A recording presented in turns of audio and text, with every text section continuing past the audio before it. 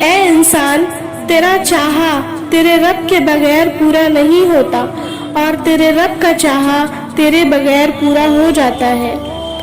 اپنی چاہت کو اپنے رب کی چاہت پر قربان کر دو، وہ تمہاری چاہت کو اور خوبصورت بنا کر تمہیں عطا کر دے گا۔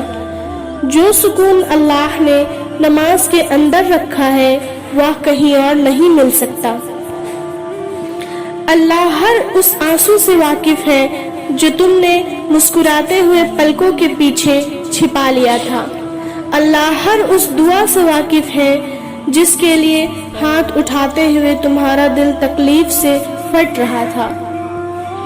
بندے اور اللہ کی محبت میں فرق بس اتنا ہے کہ بندے کی محبت ہمیشہ انسان کی بڑی کمزوری بن جاتی ہے اور اللہ کی محبت ہمیشہ انسان کی سب سے بڑی طاقت بن جاتی ہے۔